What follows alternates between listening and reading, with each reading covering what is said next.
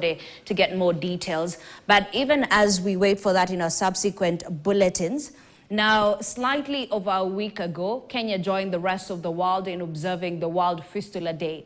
This is a day meant to raise awareness on the condition that affects up to 100,000 women annually. KTN News' Miriam Angel has details on the condition that is associated with childbirth.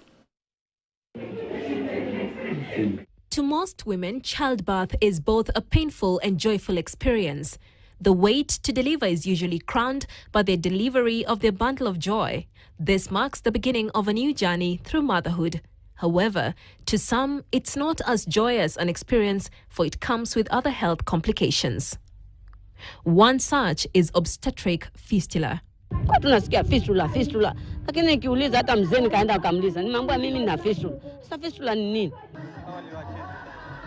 Rosemary Charles, a fistula champion, never knew her marriage would land in a rocky patch that would deter intimacy between her and her husband. After birth, Rose experienced a discharge that left her exposed to criticism from her husband and those around her. Nikiwa nina miaka 20 nikapata ujauzito, na mwaka huo wakati wa kujifungua nikajifungua mtoto wa kilo 3.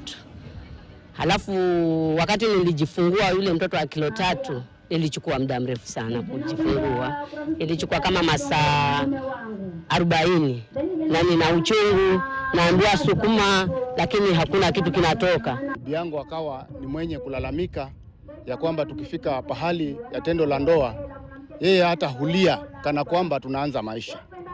Basi kufikia hapo nikawa mtu mwenye fikra nyingi na nikawa namsingizia tu mambo, nasema labda pengine amepitia vichochoro vingine. According to the World Health Organization, between 50,000 to 100,000 women worldwide are affected by obstetric fistula each year. This is an abnormal opening between a woman's genital or urinary tracts or even the rectum. The development of obstetric fistula is directly linked to one of the major causes of maternal mortality, obstructed labor. Medically speaking, the biggest causes of this fistula is obstructed labor. And obstructed labor is where the labor arrests and the baby is sort of impacted. The baby's head is impacted in the pelvis of a mother and is not exiting and stays there for a prolonged period of time. The first person to suffer casualty is usually the baby.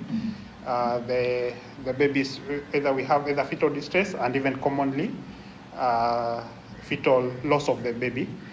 And then now still, if there is still no intervention and this mother is not delivered urgently, usually it's through operative delivery, cesarean section, you now have that condition developing over like 4 to 5 days after the difficult delivery. Nilikuwa natoa baridi na njia ya mbele, pia na chembe za choo. Pia wakati wa mwingine kama na mwana uchungu kama nataka kujifungua, naweza fikia huo wakati wa kujifungua ikawa inatoka ile nyumba badala ya yule mtoto hajatoka, natoka tayari ile nyumba, kumbe ni ile njia ilifunguka. So what brings about the connection between the female reproductive organ and other organs? There is an entrapment of a soft tissue. This is a spinal cord of a mother from behind, and this is a baby's head trying to descend downwards. And in between these two bony prominences, we have the soft tissue being squeezed. So it's basically bone on bone, trapping soft tissue in the middle. That constant trapping sort of bores holes or rubs and creates a connection between these two things that should not be connected. It is estimated that more than 2 million young women live with untreated obstetric fistula in Asia and sub-Saharan Africa. These women are often unable to control the flow of urine and fecal matter. This exposes them to shame, social segregation, and other health problems. The worst form of stigma often comes from their husbands, who usually have very little knowledge on this condition. Wanaume tujikaze sana na tuwe wenye huruma na mama zetu, kwa sababu mama anapozaa mtoto ambaye kilo zake ni nyingi, basi huathirika zile sehemu za siri na akapata hayo matatizo. According to Dr. Swabra Swale, the burden of fistula is global. However, it is prone in areas where economic empowerment is low, with limited or complete lack of access to obstetric care. So what then does one do when they develop fistula, and how can it be treated? Treatment modalities are majorly surgical, depending on the size of a fistula. Not all fistulas will be repaired surgically, but some can be, observed and they will close.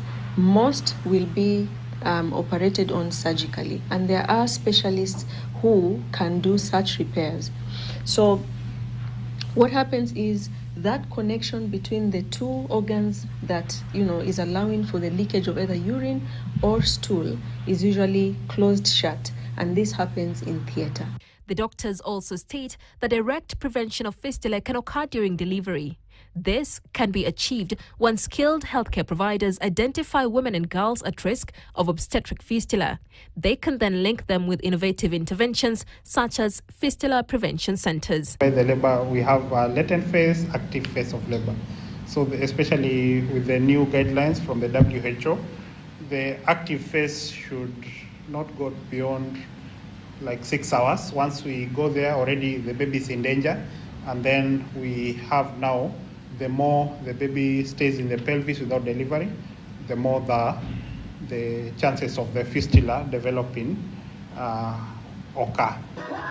For Rose, the intervention by doctors at Boma Hospital changed her life. Nilikubali, nikaenda nikafanywa repair, nikamaliza miezi yangu 6 nikiwa kwanza tu miezi miwili tu nikajipata niko tofauti tayari, nasikia raha, nikiingia mahali kwa wenzangu nasikia hata ni kama nacheza hivi, mimi nasikia sina chochote. Nikaambia watu sasa, kumbe huu ugonjwa ni kweli uko na uko sirini na haujulikani.